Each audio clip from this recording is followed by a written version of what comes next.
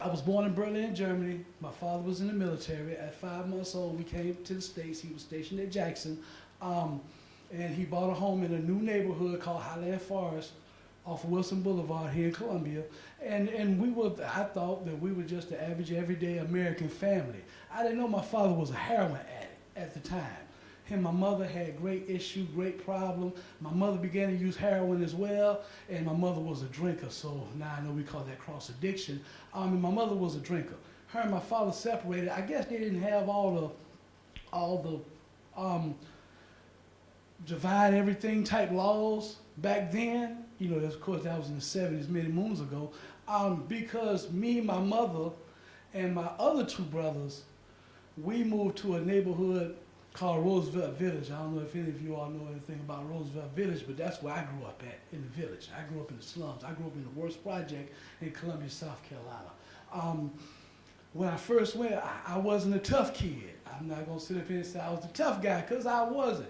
They used to beat me up, and just like the brothers say, they used to call me names like half-breed, wetback, all kind of things. I had curly hair when I was young and beautiful. And they hated me for that, and the kids hated me for that.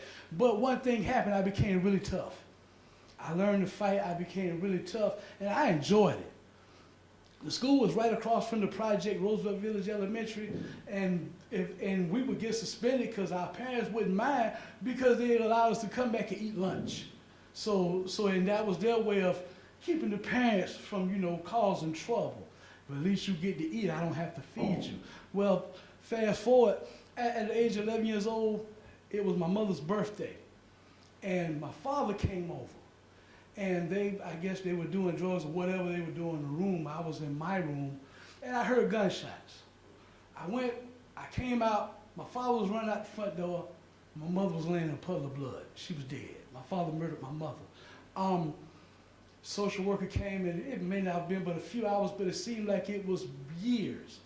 Social worker came, they took me to the next door neighbor's apartment, sat me there, and they took me away. I remember the embarrassment that I felt, because everybody in the project knew Mr. Alonzo then killed Miss Meyer. You know what I mean? And my other two brothers, they're a lot older than me, so they had moved out of Roosevelt Village and everything like that. Matter of fact, I think my other brother, by then he had actually caught his first prison bid for a small robbery. He didn't do very much time, but he had caught his first bid in the penitentiary, and they took me away. I acquired a stuttering problem. I guess you all can tell I'm stuttering right now, but I'm getting a lot better. I used to couldn't say one word. I acquired a stuttering problem that day. They took me to a place called Epworth Orphanage. Now it's called Epworth Children's Home. And I stayed there, and just like the brothers say, man, they were horrible. I didn't suffer sexual abuse, but I knew others who did. 1 minute already. So I knew others who did. So I ran away, went back to Roosevelt Village, sold heroin, went to juvie, came out, sold crack, crackhead hit, best thing ever happened to a ghetto kid. 19 years old, I got arrested. I was sentenced to 20 years in prison. And throughout my prison sentence, everybody knew what goes on in prison. Violence, degradation, just the whole 9 yards. I spent 13 years and 7 months in prison, and I came out of prison. I was homeless because my mother, my father, and my brothers were in prison. One thing I did know, I was never going back to prison. I knew that.